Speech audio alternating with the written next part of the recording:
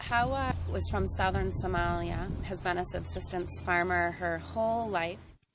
She learned traditional agricultural practices from her family and farmed up until the time that she had to leave Somalia. Anything planted? The majority of the participants are Somali Bantu. We're a program that provides training and resources to immigrants and refugees, primarily in Lewiston, Maine. They weren't resettled here by the United States government, but they chose to move here, and since coming here have started farming. We're only about 6 miles from downtown Lewiston. It's one of the only resettlement communities in the U.S. where people can live so close to farmland. They sell collectively under the name Fresh Start Farms. In 1991, the government of Somalia collapsed. The primary thing that led to the collapse was the withdrawal of U.S. and European foreign aid, which had for many years been maintaining a very corrupt dictatorial government. Somali Bantus were unarmed, they were food producers. Their villages were repeatedly raided, entire villages were massacred, and so these various atrocities are what came together to force people to flee their homes.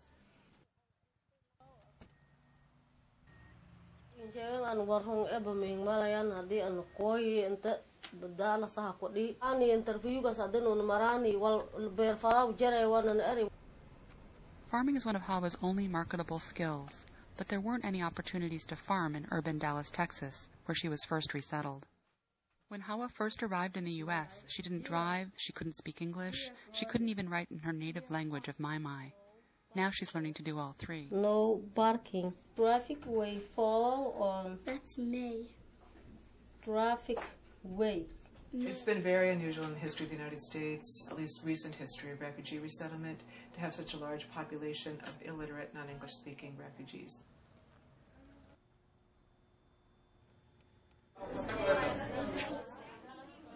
Well, we're here 4 mornings a week from 9 to 12 and tutor some of the most remarkable people I've ever met in the world. Come into usually an urban environment, literacy is kind of mandatory, so it's a huge challenge. The United States doesn't accept a lot of refugees. In the first couple of years after 9/11, we didn't really take any. In more recent years, it's gone up into the tens of thousands. I think one of the big challenges of resettlement is trying to understand how do you fit a traditional Somali understanding of marriage into an American context. Those who ultimately got resettled in the United States were lucky, but they did so having to make a terrible choice of leaving behind those family members who did not get accepted for resettlement.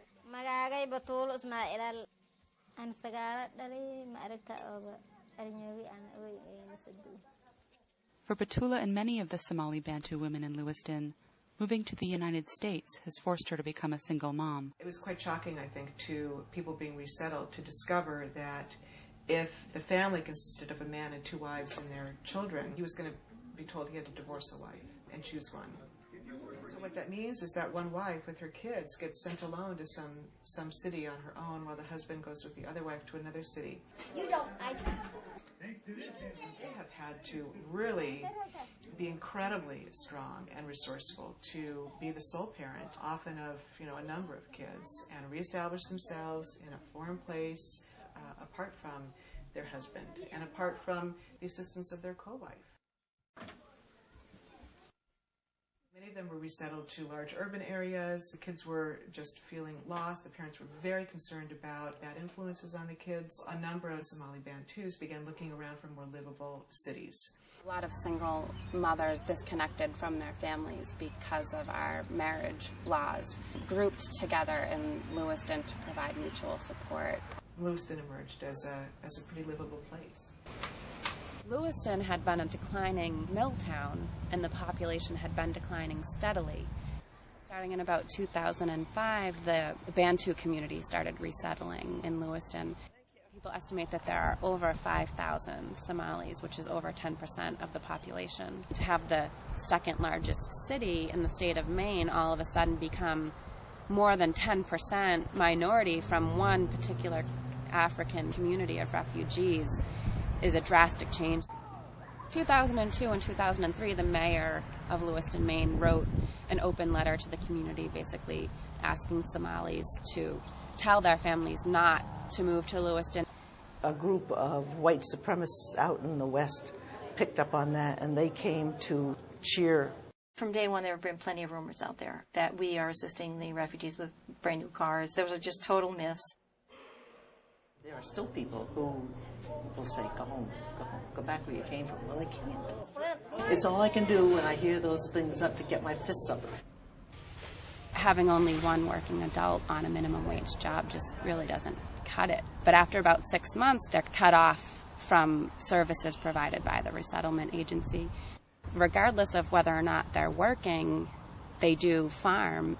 For some families, it's the only earned income, and for other families, it's just an additional source of income. But the reality is, the money earned from farming barely covers gas money to and from the farmers' markets. I need saving account of my money, and I need cow and camel and chicken. I need some plates from Somalia. Although camels don't like the winter.